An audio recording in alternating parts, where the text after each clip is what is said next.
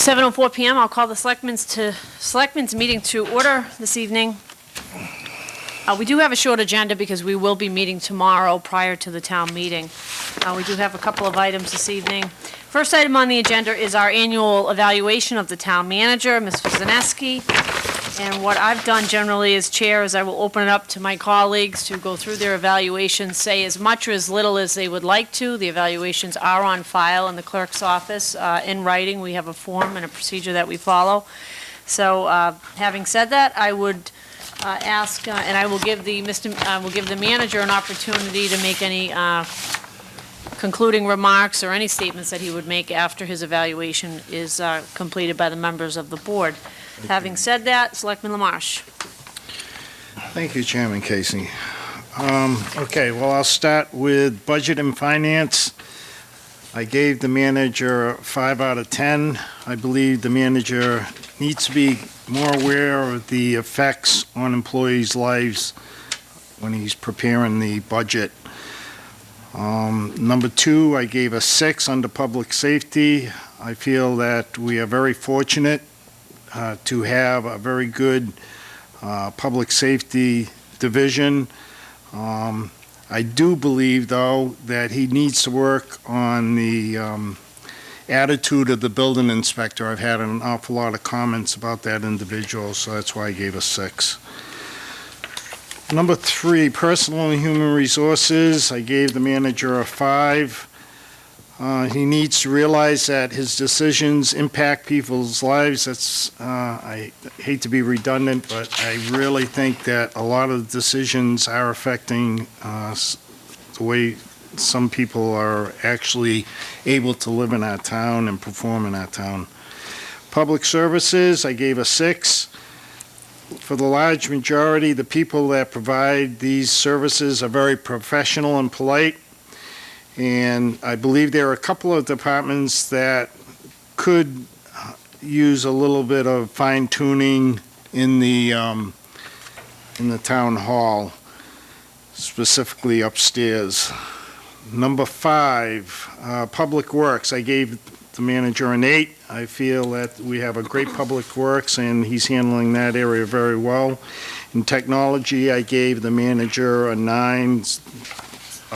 We seem to be doing very well in that area as far as I'm concerned. So that's a total of 39 in that category. In the oral communication, well, basically written communication, administrative functions, planning, organization, controlling, directing and leading, and problem solving, I gave them all 3s, which are satisfactory, for a total of 24. Under my general comments, I have talked to the manager about this, so this is no surprise, that I really don't feel like I'm an important selectman. I find out more about town issues from town residents, and I seem to be informed by the manager. I get sometimes the information from the manager, I think, to just keep me happy, and then other things change as time goes on. There have been circumstances this year where I've had a hard time reaching the manager, and again, I've talked to him about this, and then I found out things from town residents and problems and weren't able to get them straightened away. And basically, I just think, again, his employee relationship, he really needs to work a little bit on that. Under my primary goals, I would like to see him improve the atmosphere of the departments on the second floor of the town hall. Second thing is, I really would like to see him hire an animal control officer for the town of Oxford that works just for our shelter and for the care of our animals alone. And that's basically what I have. So when you add the 24 and the 39, my total evaluation, I'm sorry to say, comes to a 63, which is still, I believe, in the satisfactory category. That's all I have. Thank you. Selectman Bose? Thank you, Chairman. Budget and finance. Oxford continues being good financial standing at the current funding level.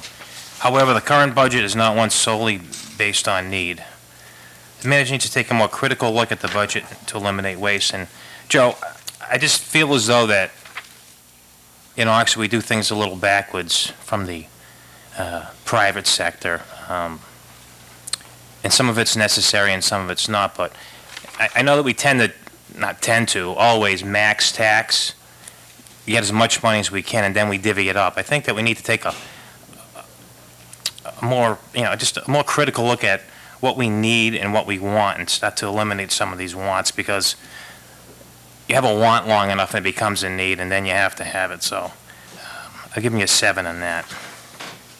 Public safety, both the fire department and the police department have maintained a excellent service level. I'm particularly happy with the community outreach of both departments. It has been fantastic and should be applauded. Give you a score of 9 on that. Personal and human resources. The manager continues to surround himself with competent and committed individuals. Although the manager does need to strengthen his level of understanding, communication with his employees, the residents, and the volunteers.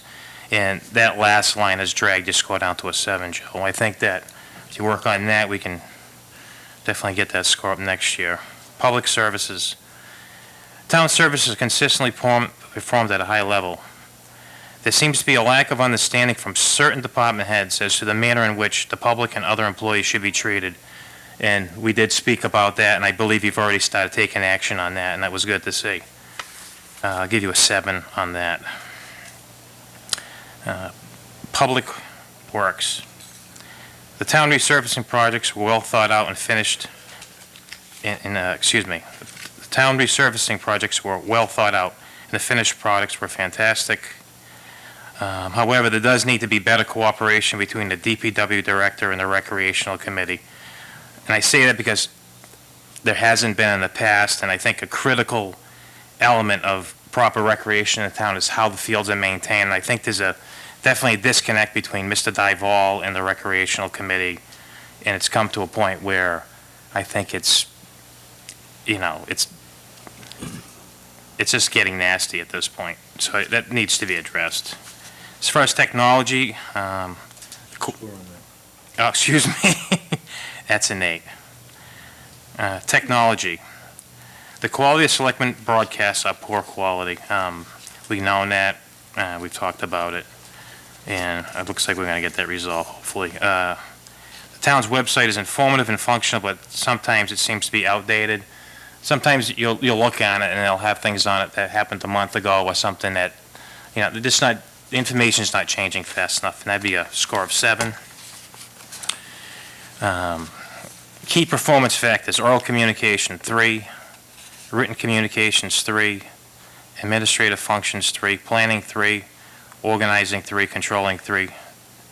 Directing and leading, 3. And problem solving and decision making, 3. For a score of 24. And that would bring your total score to, I believe, 69. And I definitely feel as though there's a few elements they're mostly with just public relations of some of your employees and yourself, and I think that could easily come up quite a bit. Comments. Joe, you've been more than generous with your time with me this year. Concerns that I have needed addressed. Being a first-year selectman, I've been, had to be spoon-fed some things, and I appreciate you taking the time to do that. But at times I feel you're overwhelmed with all that's involved with your job, and has led to frustration that is only unhealthy for you, but those around you as well. Moving forward, I'd like to see you delegating more of the menial tasks and effort to free up yourself for the more important business of your office. And I think you're a bit of a micromanager, and I think that's because you have a certain perfectionist in you, and I think that sometimes that impedes you. So I don't know whether it's getting more help in your office and delegating some of those tasks to someone else, but that's something for you to decide. Primary goals moving forward. As I said, closer scrutiny to the budget with a goal in getting below the 100% of the levy limit. Roadways. A comprehensive roadway maintenance and replacement plan is needed to be instituted. We can no longer solely rely on Chapter 90 funds for the roadway maintenance. Better communication, understanding between you and the public, employees and volunteers. Work with Oxford Access to address and resolve the poor quality of our broadcasts. Conversion of the town buildings to natural gas, we talked about this. I think that's someplace where we can really save some money moving forward. And the improvements to Carbuncle Pond, which we have also talked about. And lastly, work with the community centers to the needs to help maximize the use of that facility. I believe that facility can not only take care of its own expense, but actually make money. There's great potential there. That's all I have. Thank you. Selectman Sad. Thank you, Madam Chair. This is always a very difficult time of year when we have to publicly evaluate the town manager. These are very difficult times. We asked the town manager to do more with less, and that can be very taxing, very demanding, and I'll tell you what, I wouldn't want to be a town manager today. It's just, government is struggling just to survive. We tax the homeowners and the property owners what we can, and every year the taxes seem to go up. We have no choice because everything else goes up. What we receive from the state is very limited. So it's very trying. Also, the manager has to deal with 5 bosses. That in itself is a job.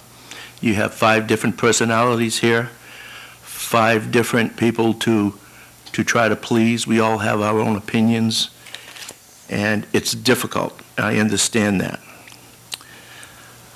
I can honestly tell you that I have been pleased with the majority of your performance over the past year. I have seen an increase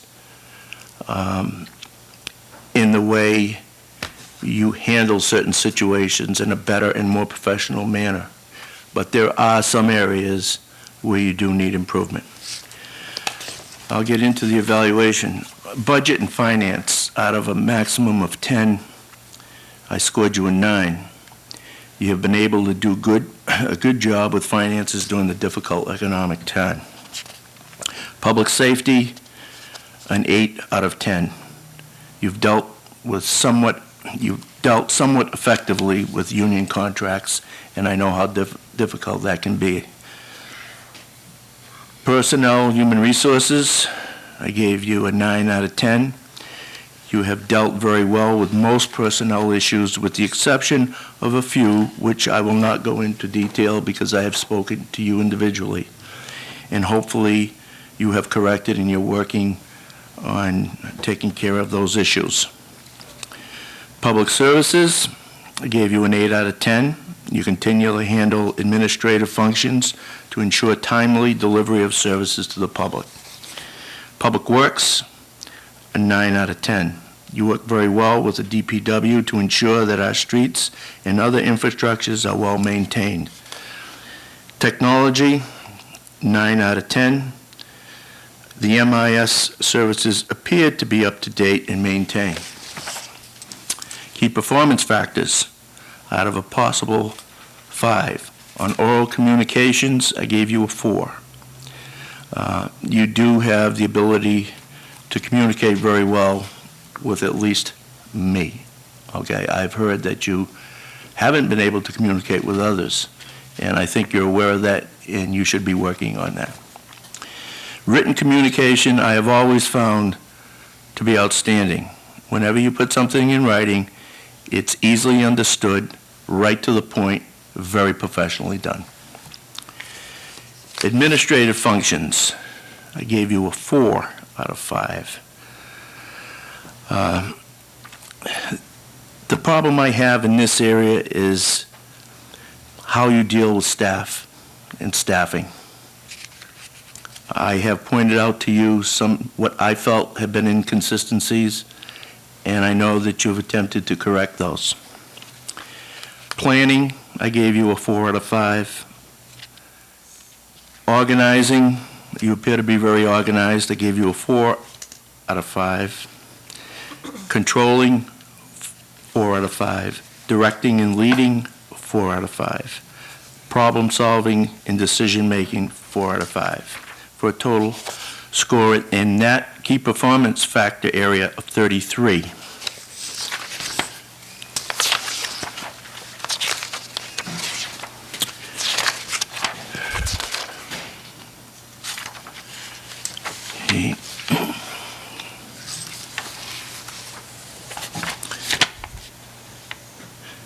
You have a total of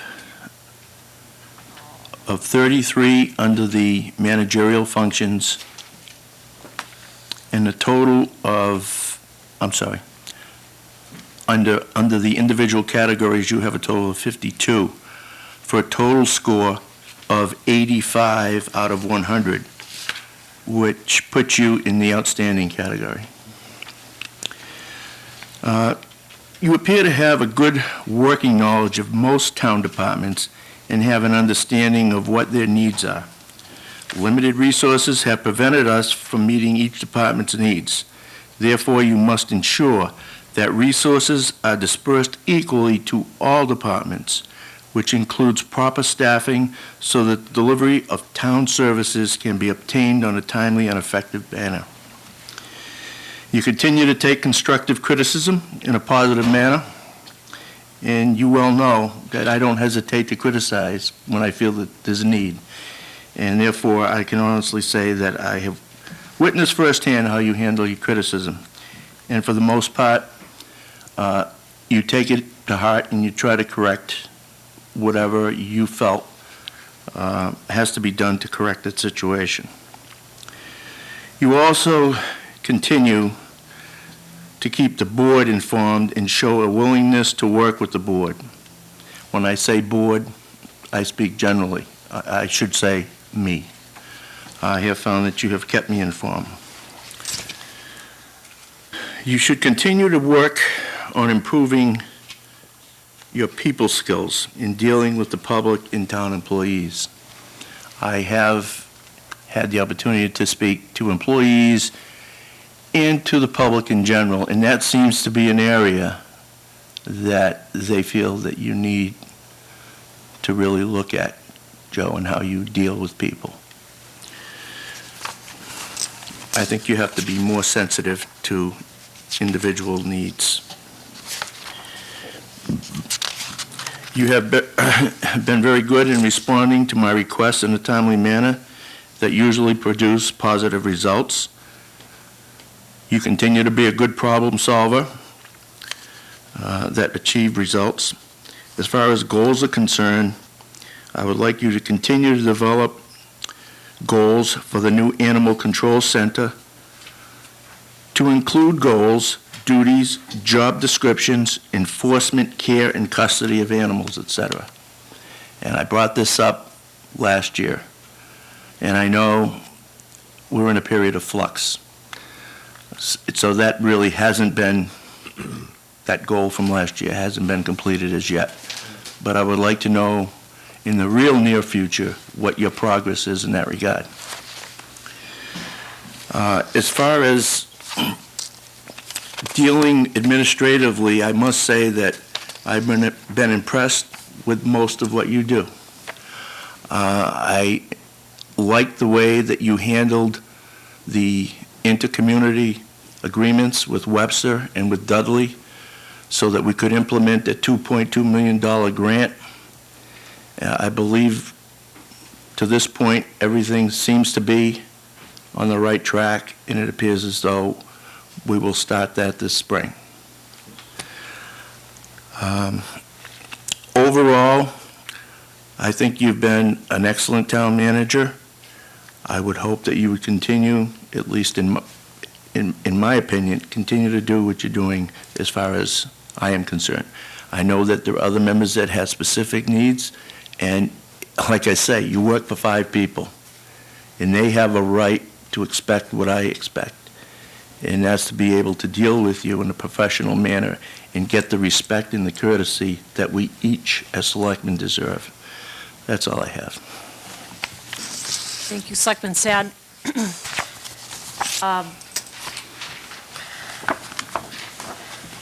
Selectman Sad said he would want to be a town manager at this time, given the economic challenges. Well, I don't think I'd want to be a town manager with this board.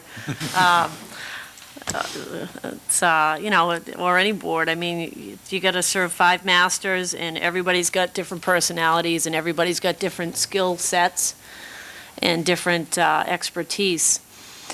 I would say before I get into my evaluation that I have served as chairman of this board and had the opportunity to work with the town manager from the very first day he started as town manager up to the present, having served, Madam Clerk, am I into my 7th year consecutive?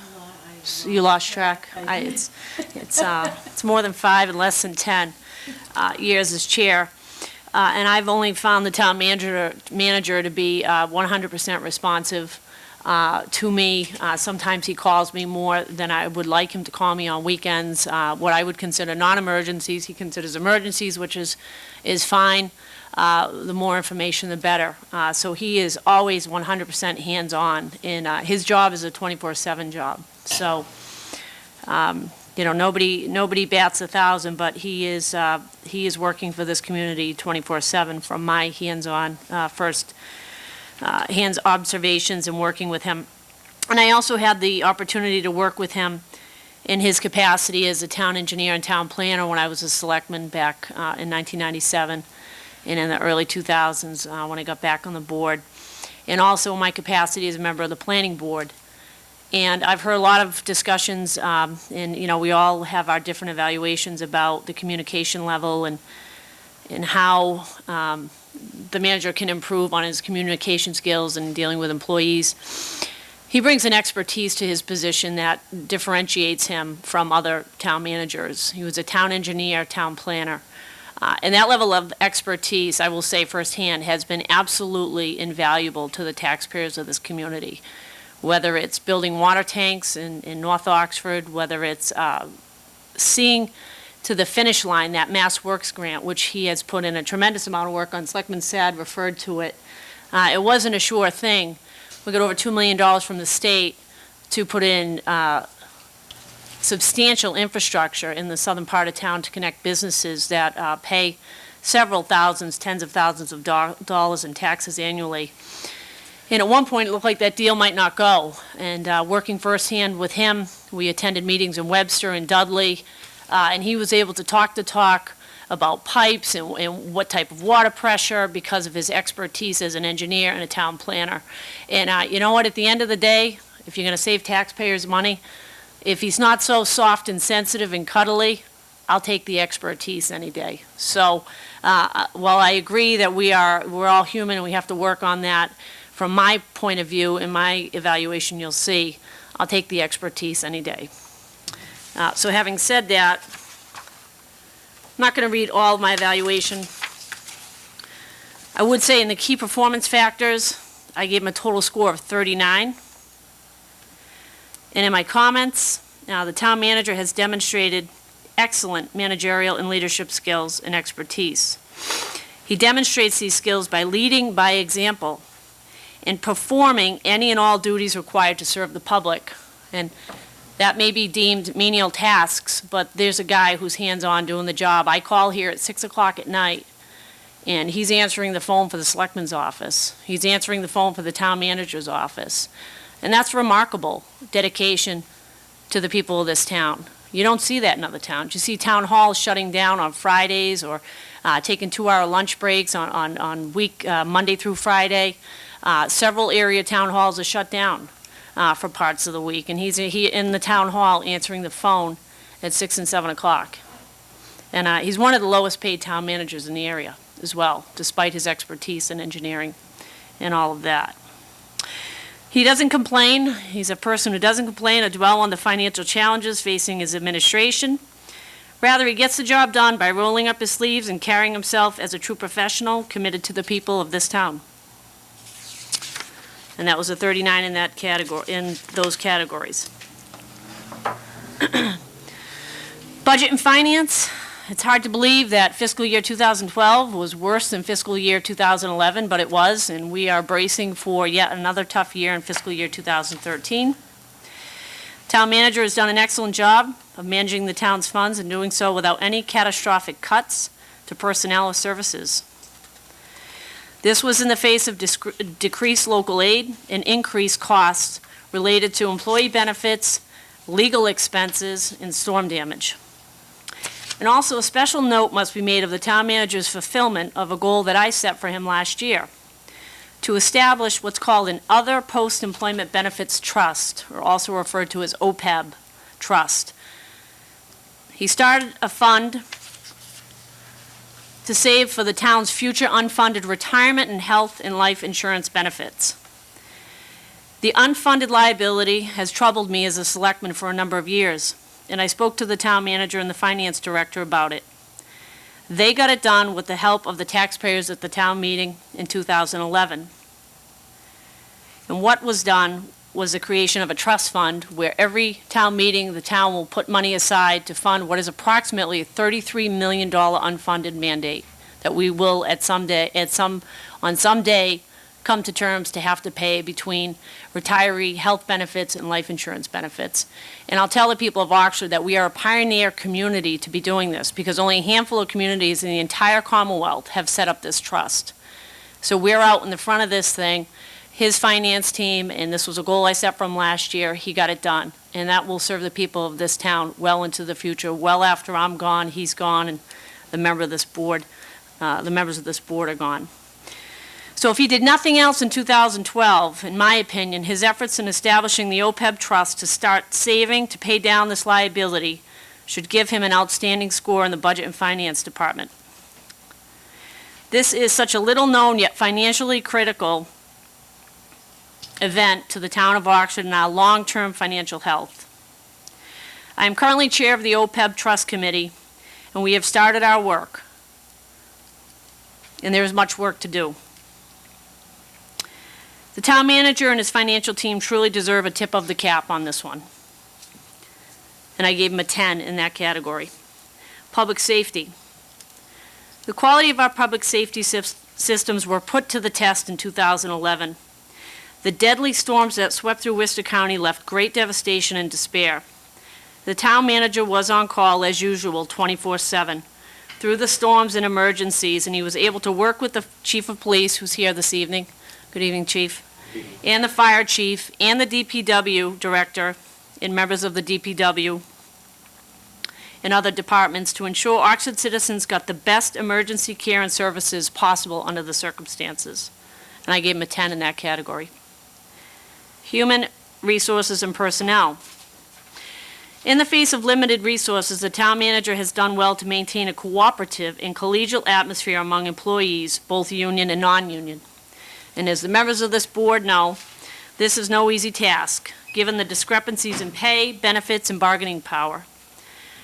The town manager does need to consider hiring an additional person to rotate between his office and the Board of Selectmen's office, and I believe that there is work towards that end underway. Public services. The town manager has maintained a level of public services, which have included, and I mentioned some of this earlier, he has maintained the bulk pickup day, which might not seem like a big deal to a lot of people, but I can't tell you how many folks in the community use the bulk pickup day. There are lines and lines of traffic. Every time we do it once in the north and once in the south, back-to-back weekends. We have maintained that. And I was a member of this board when it was brought back. You know, it's funny to say that you could run on junk. Well, I did. I ran on trash, that I would bring that back to the town, and I got elected. So I think it speaks to how important that issue is to the taxpayers of Oxford. And we've maintained that.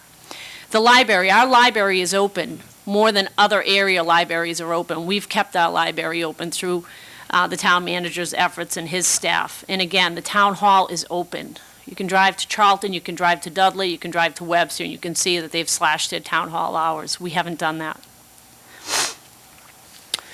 And I believe that that serves the taxpayers in this community who all have fluctuating and very busy schedules.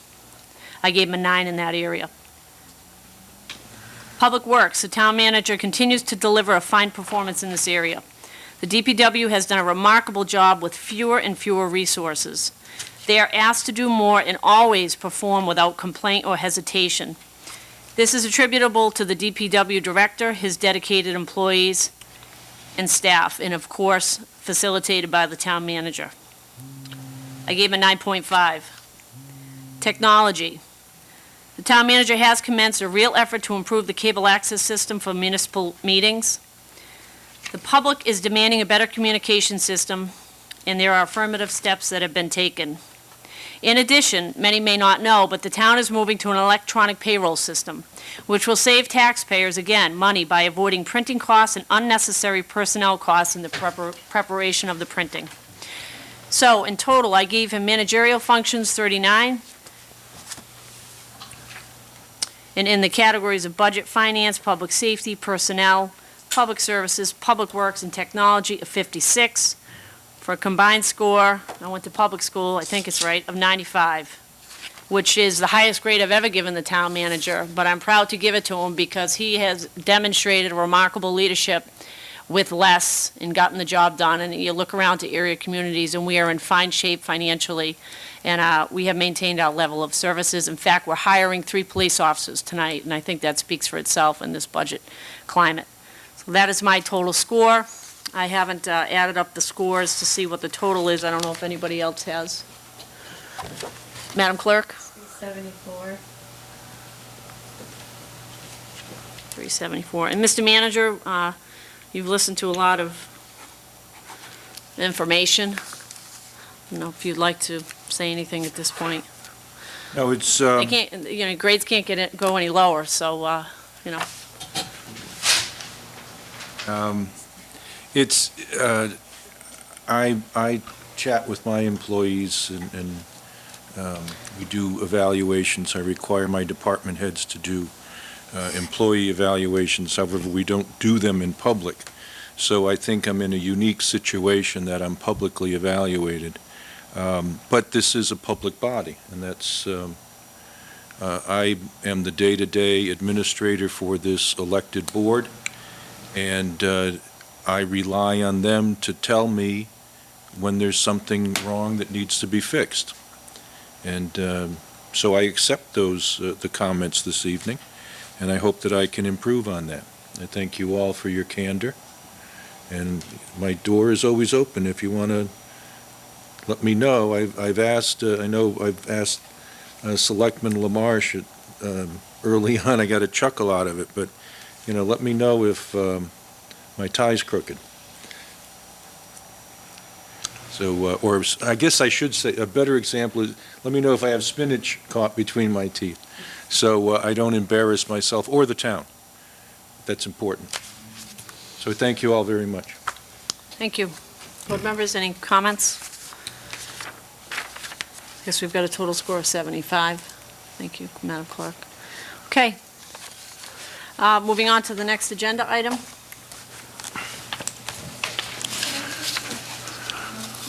Sure.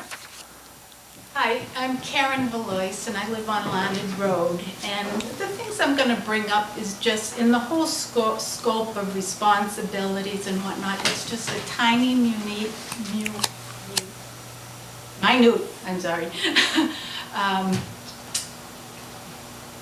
area, of responsibilities. But it's very important, and it's a minute slice of time. And basically, I started to volunteer at the animal shelter February of 2011. And it was right in the middle of the situation. However, since that time, what I tried to do is just get background as far as what was going on initially from the shelter. So I go and I look for primary source information. And what I did, in trying to obtain basic information online, and it's addressed with a number of things here, is that, I've come across and also observing the cable access board meetings. I'm glad to, meet you and actually to be here because it's, my first time.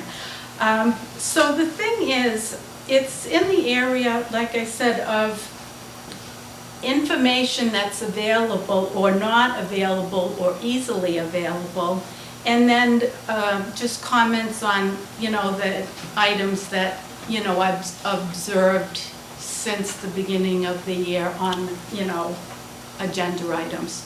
So I just want. Can I just stop you there, ma'am? Is this related, I'm just trying to get a handle, because we have an agenda, and people get on the agenda. What is it that you're looking to discuss? Well, basically, I just wanted to, comment, and it comes under the area of, I guess, in terms of communication information to the public. So Is it dealing with the animal shelter, the lack of No, information? No, I wasn't even going to mention that, aspect, but just to, let you know that it's just a tiny slice of time. Well, I'm not trying to cut you off. Is this relating to the town manager's evaluation? Yes. Okay, because this isn't a public hearing where traditionally, we don't accept comments on his evaluation, because we do it and we submit it in writing.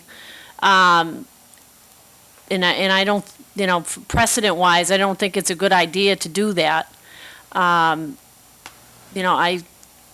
Is there anything specific? Is there an issue? I mean, I don't want to just get into this generic. No, the thing is, it's in regards, say, for example, the communications recently, and on about the access channel, and the upgrading of the equipment,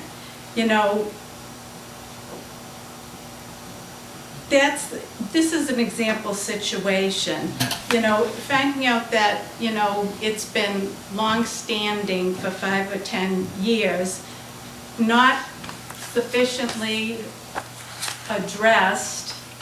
It's an important communication to the, the community is important. So I found it a little, disturbing, just that small area in that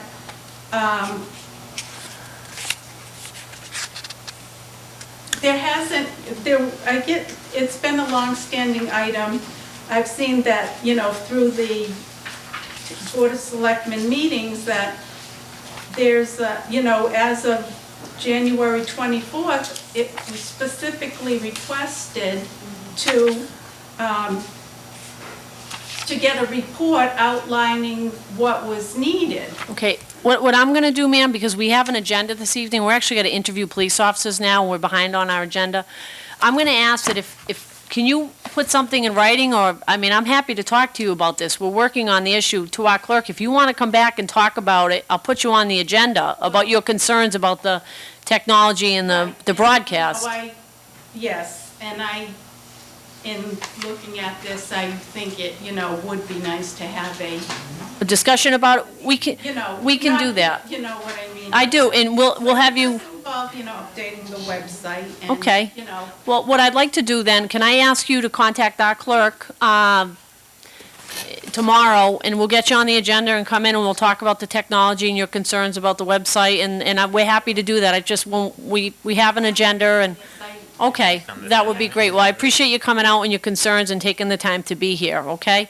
So we'll get you on, and we'll give you as much time as you want at a future meeting, okay? All right, Thank you. Madam Chair, I'll be stepping off. Okay.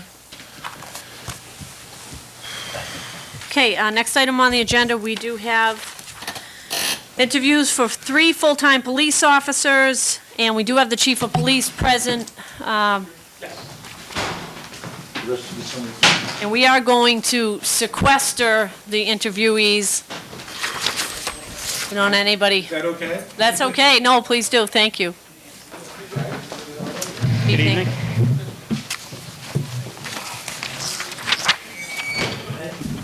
Madam Chair, do we have a statement from the chief first? You want one first? Yeah, I wasn't sure if we're going to do that first. Sure.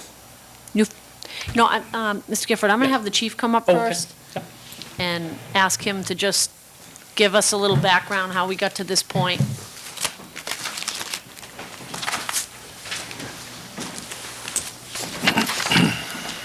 Good evening. Good evening, chief. Thank you very much. Glad to be here tonight. Then there were three. This is like an Agatha Christie novel up here. Karen knows you I'm know? glad to be here tonight. Yeah, I forwarded up a memo to the board respectfully with information that brought us to this point. As you know, excuse me, back in December, several individuals were appointed to the permanent intermittent status with the hope, which gets us here tonight, that we would be able to go to a full-time status, and I'm very appreciative of that. I'm very appreciative that we are to this point.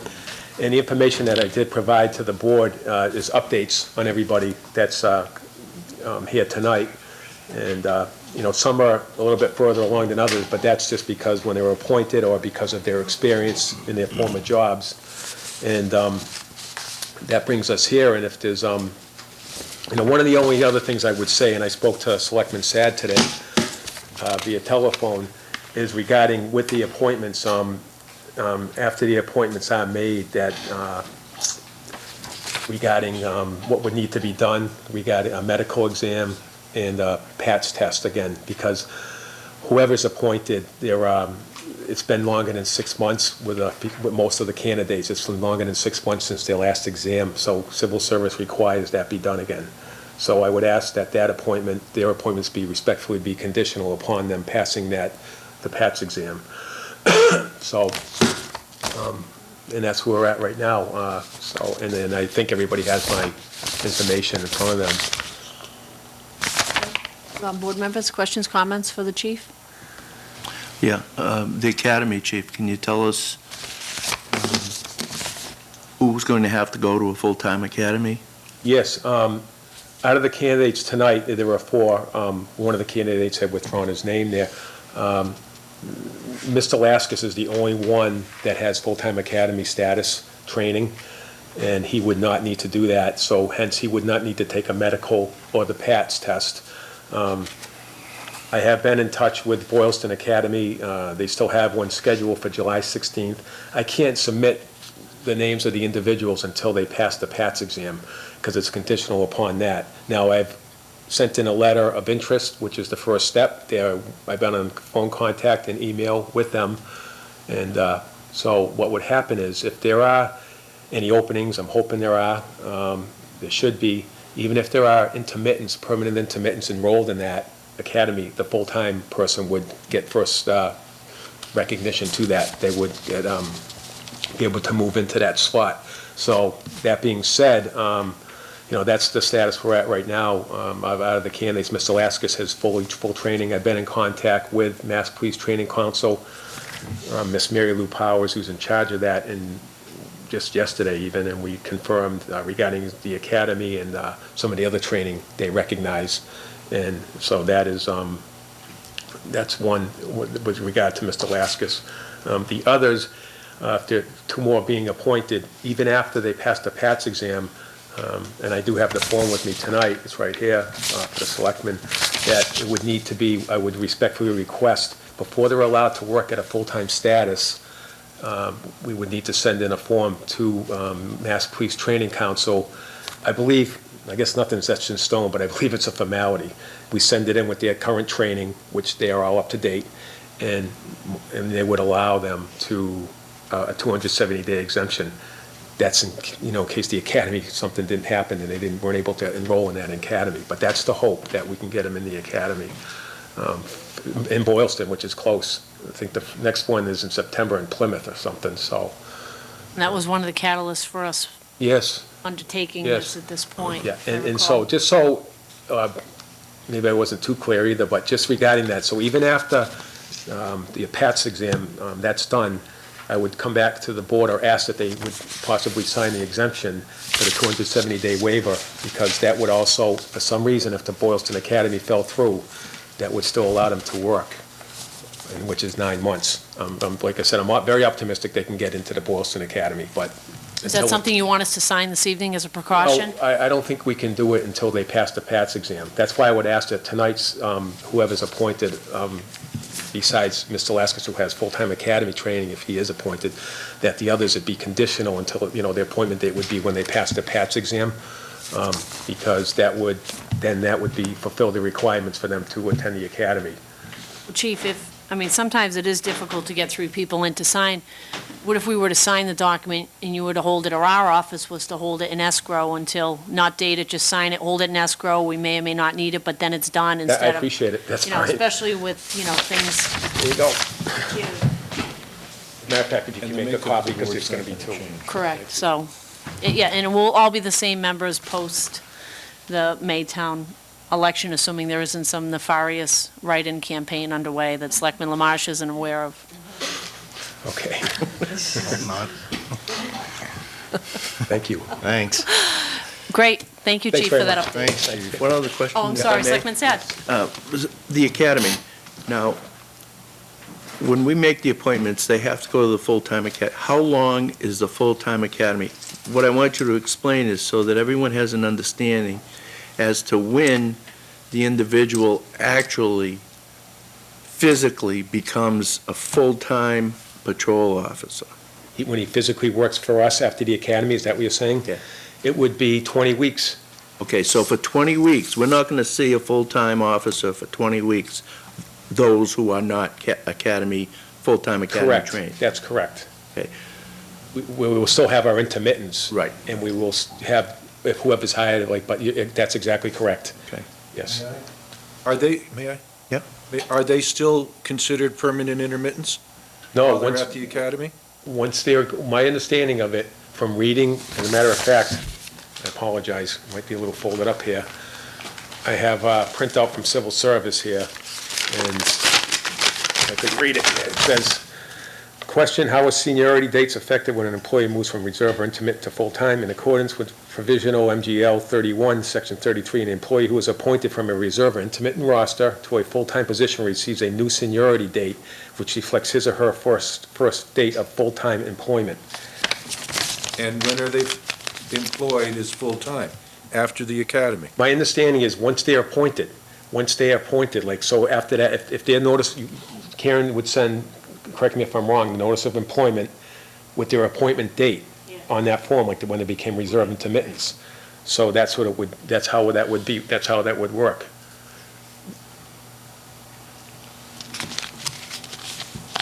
Because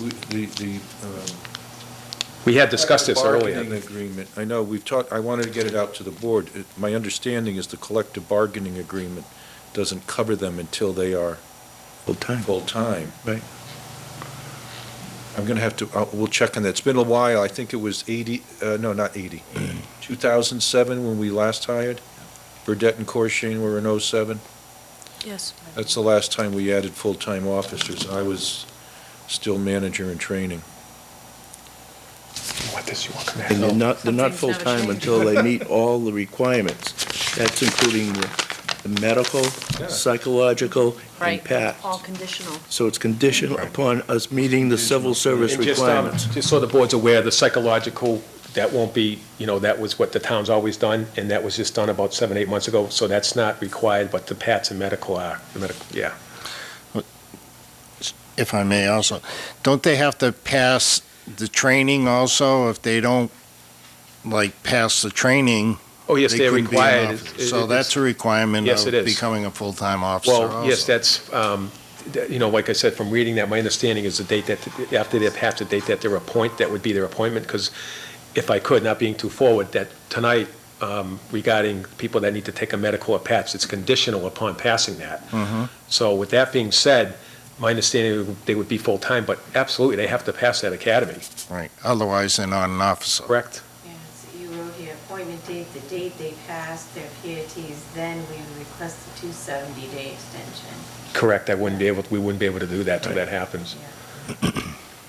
So any so any nominees that, or any candidates that we consider this evening, if there is a motion made to appoint this evening, would be conditional upon passage of any and all civil service requirements, including medical, PATS tests, medical and PATS tests.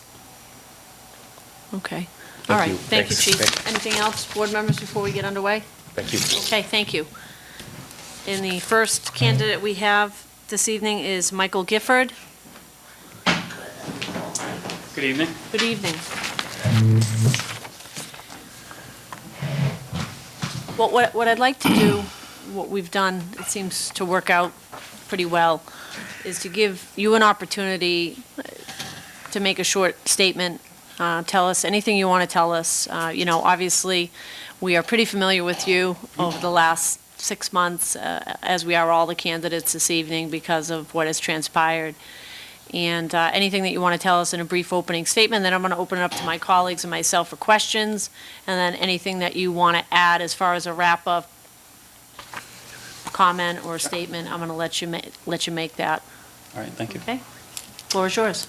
Name's Michael Gifford, grew up in Fall River, Massachusetts. Whole line of family being police officers. And I really got to see in the inner city what a positive influence the police department can be and when it's not.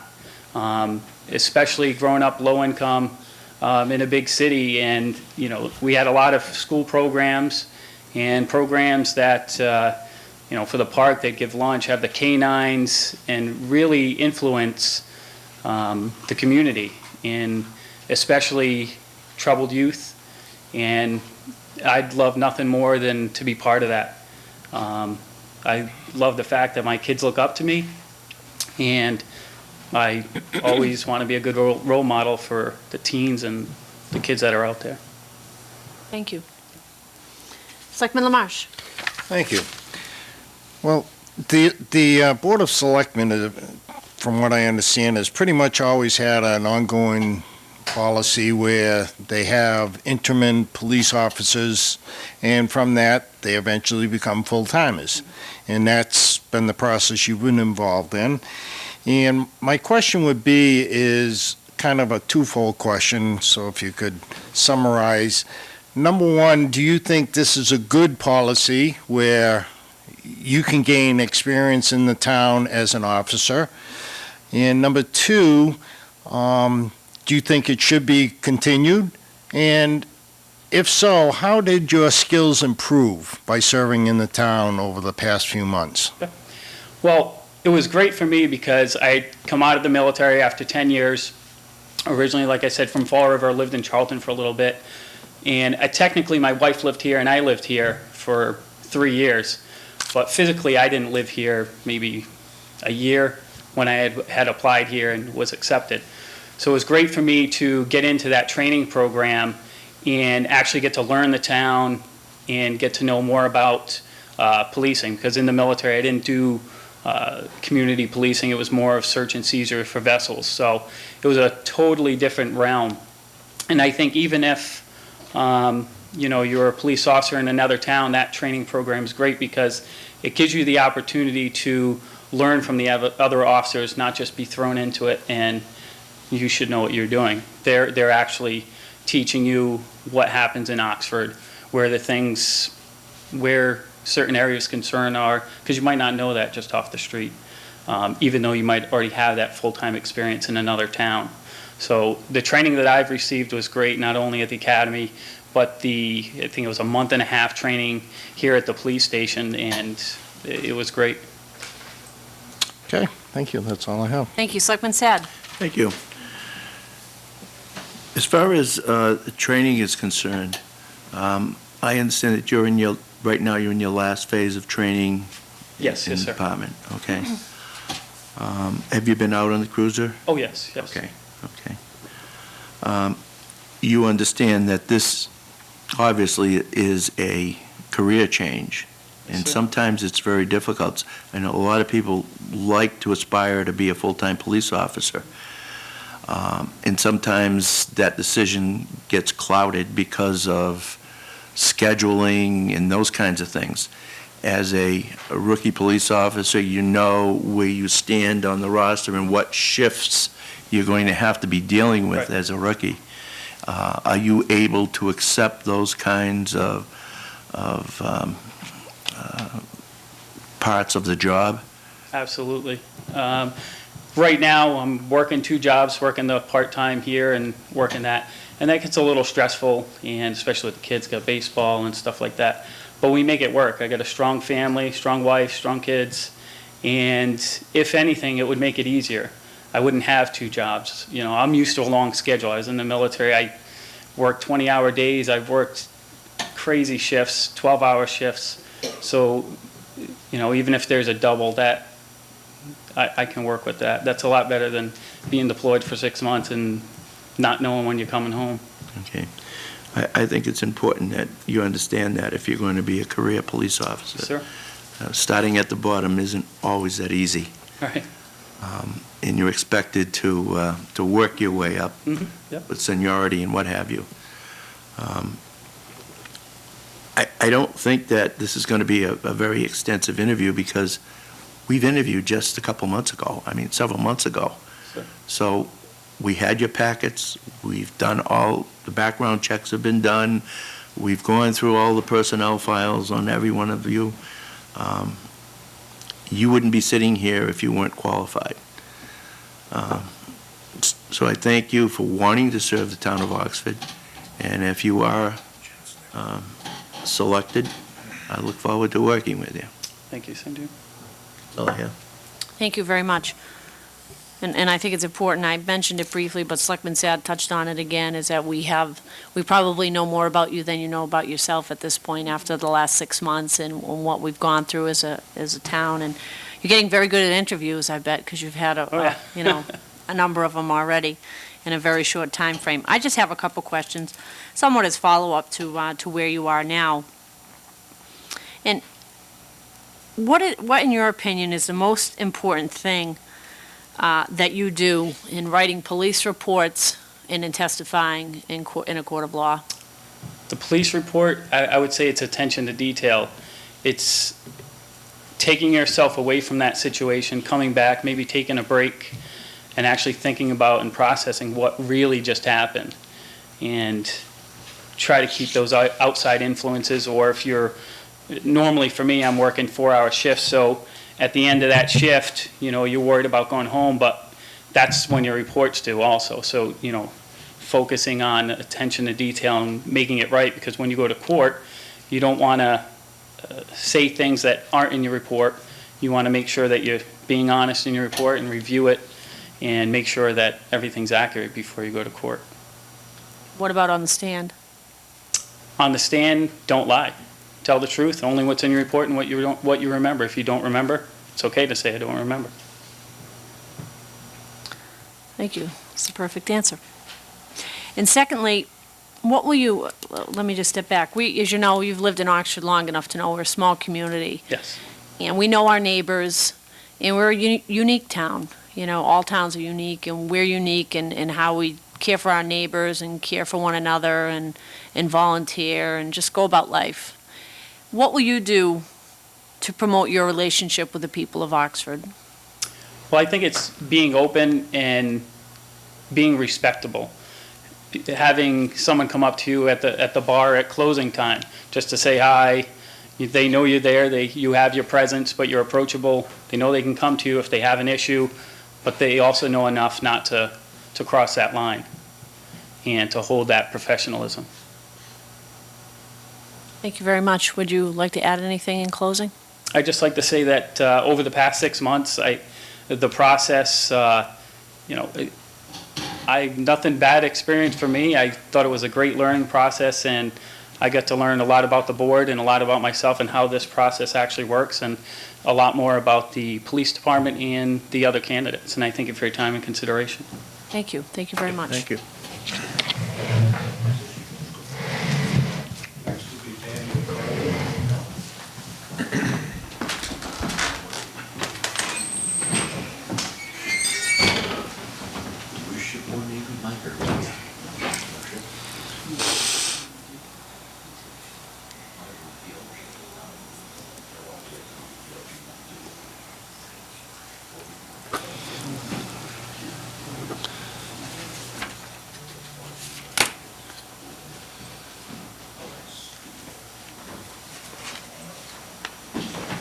He thought you grilled the last guy. I was getting nervous.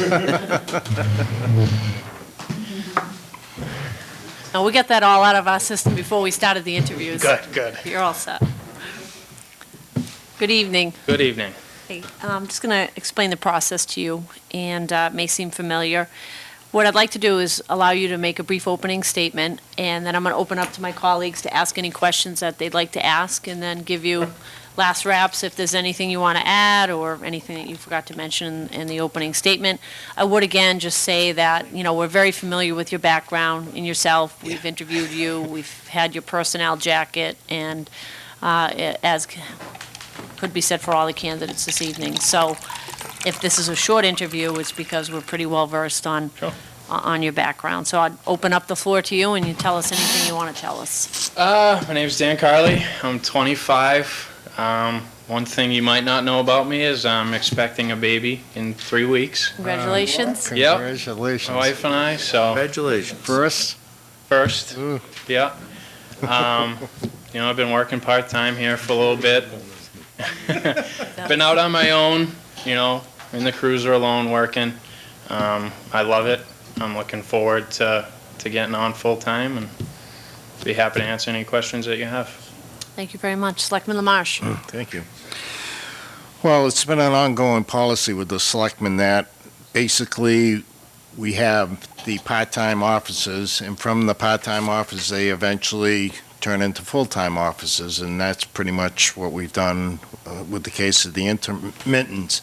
And my question is, basically, do you agree with this? Do you think it's a good process that we continue with the part-timers, that we can see how you function, and at the same time you can get a feel of what the town's about? And if you do or don't, that doesn't matter too much in the answer. What I'd like to know is, how has the process improved your skills? Have you, has this process been good for you so that you've increased your skills, learned more about the community, such as that? Yeah, I've definitely learned more about the community. I do have roughly 3 years of full-time law enforcement experience. I have learned some stuff. I agree 100% with the process of hiring the part-timers and then moving on to full-time. It gave me an opportunity to get to know, all the members of the police department, before moving on full-time. It lets the chief, it lets all the supervisors see me, how I do the job, if I'm, going to be a good candidate for full-time. So I definitely agree with the entire process. Great. That's all I have. Thank you. Selectman Sad. As you may have noticed, this is kind of an abbreviated interview because we recently have interviewed you all. Yeah. We're pretty much familiar with your backgrounds. This is a career, well, for you, I guess it's really not a career change because you are a police officer. But nevertheless, if you come to Oxford and you become a full-time officer, you're a rookie. And rookies start at the bottom, Yep. which means you'll probably be working the graveyard shift. Is there any problem with that with you? No, I'm looking forward to that. I work 6 to 2 at UMass now. So with the baby coming, I want to be on a different shift so we can avoid daycare and all that stuff. So I'm looking forward to moving to either night shift or evenings. And if you work the night shift, then you don't have to worry about getting up for the feedings, the bottle, the diaper Correct. change. Yeah. I see it. I see it all My now. wife's not watching. Remember, you're on camera, so Yeah. be careful what you say. That's all I have. Thank you. I just have a couple questions. You've grown up here, that we are a small community, and we know our neighbors, we know our family members, and, we volunteer to help one another, and it's who the people of Oxford are, and we're unique. What would you do to promote your relationship as a police officer with the citizens of Oxford? Just try and get involved as much as I can. I know the police department does, the toy drive before Christmas and, other community events. I think that's, extremely important. I would love, I don't think it's in the budget now, but like the school resource officer, I think that's a great thing to get involved with the kids at school and to be a part of that. Okay. And what is the most important thing, in your opinion, that you do in writing police reports and in testifying in a court of law? Just being able to articulate why you did what you did. and being reasonable in your actions and, just being able to articulate that to, be it a jury or, whoever. Okay, and so you answered it, a jury. So being able to articulate on the police report and on the stand? Yep. Anything else that's important to do when you testify or write a police report? Just then include all the particulars, the elements of the crime. Basically outline the whole situation from top to bottom and what took place. If you're administering a field sobriety test, and let's say that the person who you've stopped passes the one-legged stand, but in your opinion fails the nine-step walk and turn, or some other alphabet field sobriety test, what would you put in the police report? That, based on probably, if you smelt alcohol on the person's breath, if they were slurring their speech, Glassy-eyed. glassy-eyed, that along with, the other failed tests, more than likely place them under arrest for operating under the influence. But what would you put in the police report? That was my question. Go back. Okay, so if they pass one of the field sobriety tests and you've administered 3, Yeah. okay? And you have to write up a police report, what do you put in the police report? I get the red yeah, eyes, you strong still- smell of alcohol. Yeah, I'd still put in there that they passed, the one-legged stand, but they failed the other 2. Okay, thank you for that. And is there anything that you'd like to add in closing? Not really. I think, you guys know me well. This is what I want. I'm ready for it, and I'm looking forward to it. Okay, great, thank you very much. Thank you. Thanks, Mike. Danny, oops.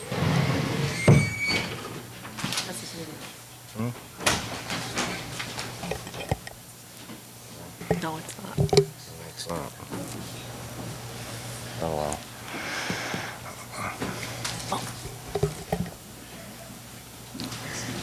Depends on your metaphor, right? If you're talking baseball, I'm talking. How you doing? Good evening.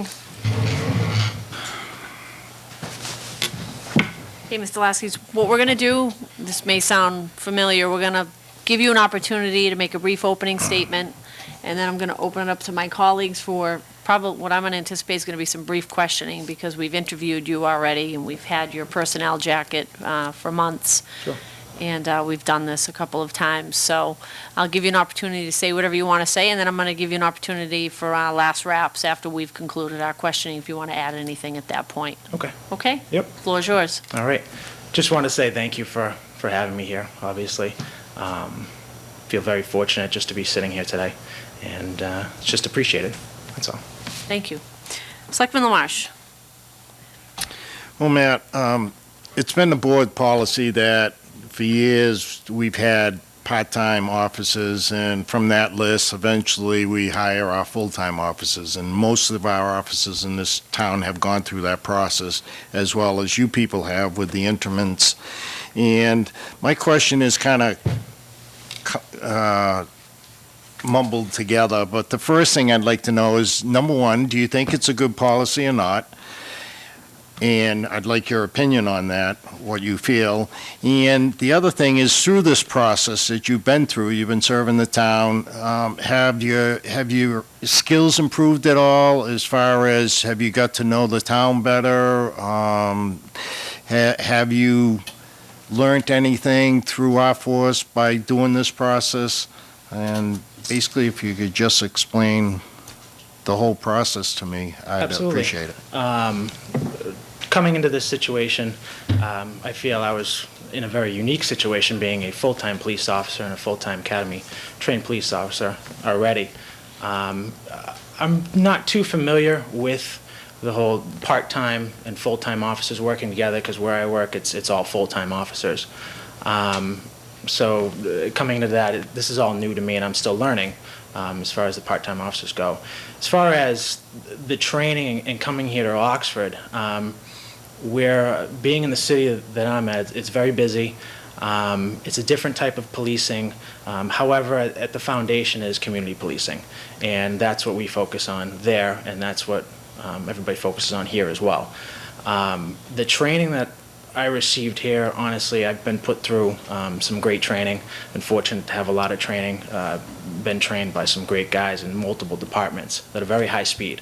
When I walked through the door day one training here, the training that was here was structured, and it was comparable, absolutely, to what I've been put through. The FTOs that are here, the trainers that are here, Sergeant Marcelonis, did an unbelievable job. Chief Hassett helping put that together. I have a lot of respect for these guys coming in my unique situation, coming through the door, and they definitely explained to them where I absolutely did have some voids in my training that I needed to have filled by the veteran officers here. And I'm still going to be learning. I honestly believe I'll be learning till the day I retire. But I've learned a lot through officers and definitely taken one person's strength, another person's strength, and my goal is to mold it together and create myself here. And the guys and female, unbelievable. You know, they're really first class. I definitely, and I say that as genuine as I can be. That's great. That's good to hear, because I think it's a good process, and that's good to hear from a full-time officer also. So thank you. That's all I have. Thank you. Selectman Sad? Okay. You obviously got the feeling that this is an abbreviated Sure. thing, because we've already gone through this with you. Absolutely. As you know, when you become a full-time police officer in a department, and I'm sure that you've gone through this because you're full-time where you are. Yes. When you come to another department, you start at the bottom. You're a rookie no matter what. Yes.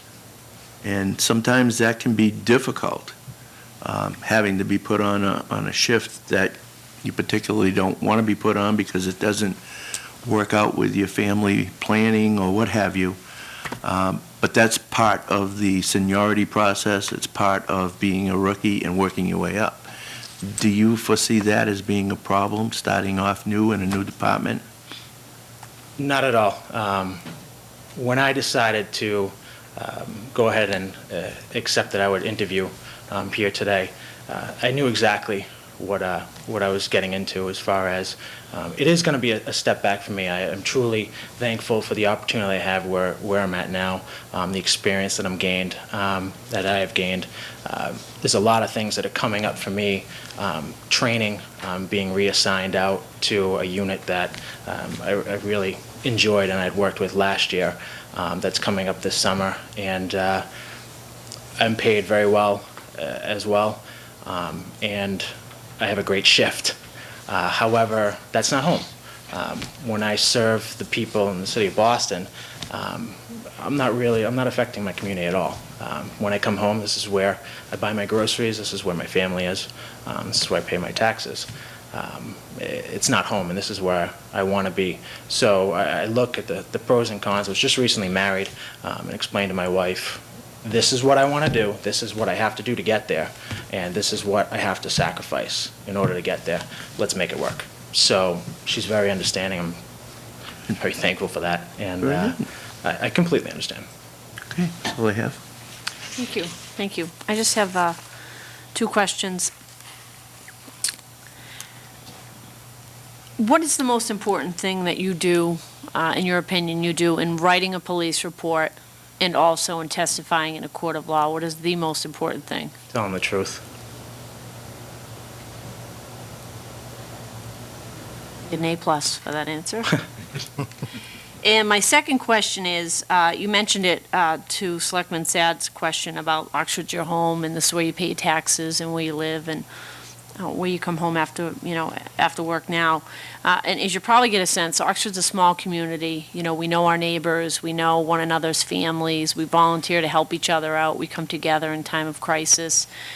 And my question is, what will you do to promote your relationship with the people of Oxford? right now, being a part-time officer, I'm getting my feet wet, learning the community, getting out, talking with people, simply smiling. So I'm kind of feeling the ground right now on what I can do. I've said this before in an interview, and I'll say it again here. I have no problem if the chief was to say, hey, Matt, I need you to do me a favor. I need you to get out of the car. I need you to walk up and down the street. I need you to talk to every shop owner and just introduce yourself. I have no problem doing that. I have a sales background. I enjoy talking to people, and I like to build relationships with people. At the same time, I can do my job, and I will put 100% into my job. So as far as being part of my community, whatever it takes. I'd also like to volunteer. It's something that I did when I was younger. However, with the lifestyle that I lead, it's very busy, especially with the traveling. It takes a lot of my time up. I can't do that as of now. That's something that I'd like to do within the town as well. Okay, thank you. Is there anything you'd like to add in closing? No, again, I appreciate being here and everything, and just appreciate it. Thank you. Thank you. Thanks. Sure, you're welcome. Thank you.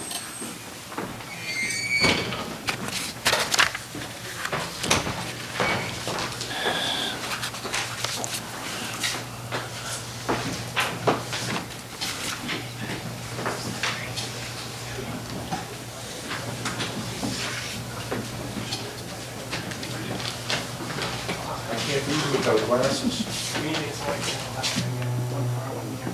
Oh, have him do them different? Yeah. Eye surgery, he's done it. Hello. Good evening. Good evening. Evening. Okay, the process is going to be this. You're probably familiar with it. We've had interviews, and Yes. as I've explained to the prior candidates, we've had your personnel jacket for quite a while. We probably know more about you than you know about yourself at this point. Quite possible. And what I'd like to do is open it up, the floor to you first, give you an opportunity to say anything, a brief statement that you want to tell us about yourself. And then I'm going to open it up to Selectman LaMarche and Selectman Sad and myself to ask a couple questions, so be brief questions, and then give you a chance for last wraps to tell us anything that you want to add to your answers or anything in closing. And that'll be it. Okay. Okay? Floor is yours. Okay. My name is Michael Vigent. I've been born and raised in Oxford, been around the community quite a while.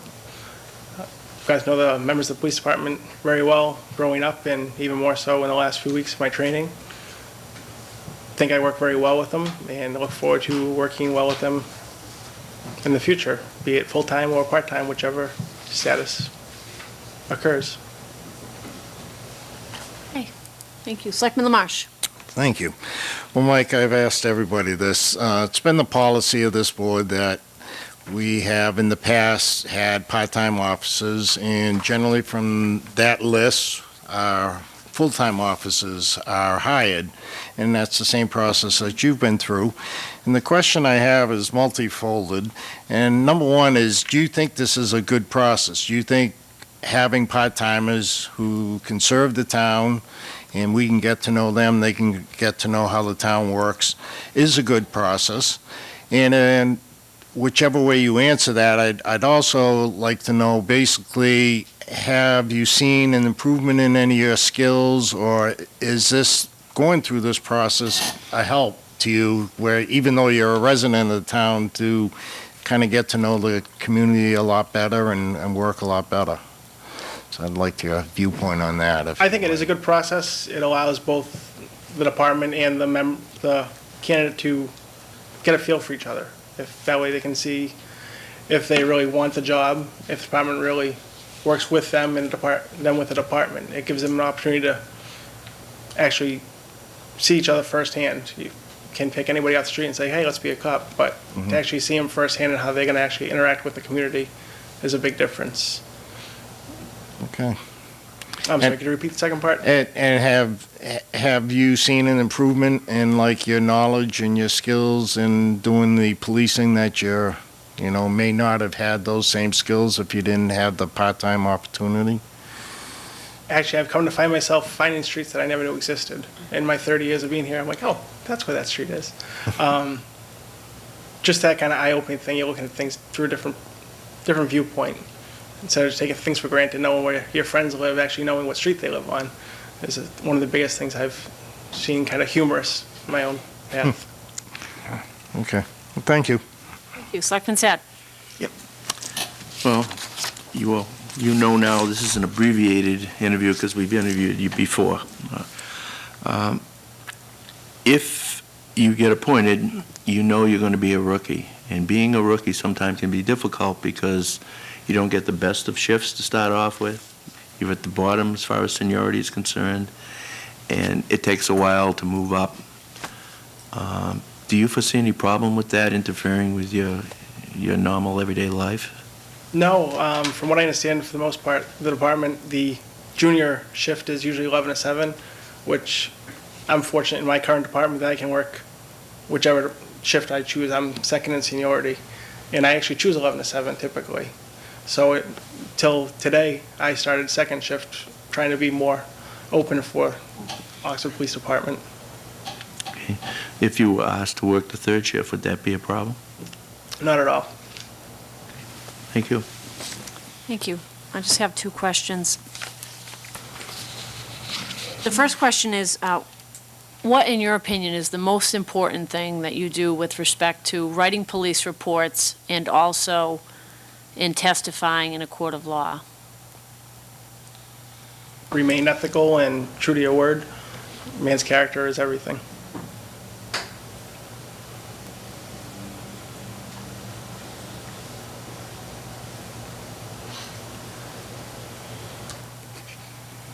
Thank you. That's the A answer. And secondly, as you know, you grew up here. Oxford is a small community, and, we know our neighbors, we know our families, we volunteer to help one another out, we come together in time of crisis and emergency, and we're unique and we take care of each other. You lived here, but what would you do in your capacity as a police officer to promote your relationship with the citizens of Oxford? I think just continuing that same Oxford tradition of, getting out there is, instead of just seeing the blue lights behind your car, being the officer that's walking up and saying, hi, how you doing? And getting to know people that I don't know on a different basis.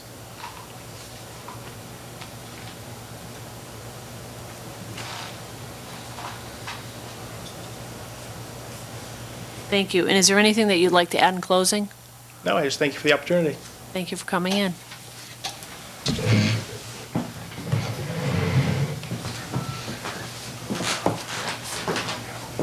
Board members, do you want to take a brief break, or I would entertain any motions if we want to take a 2-minute recess? Okay. Yeah, Take a fine. 2-minute recess and we'll come back. Consider motions. Thank you.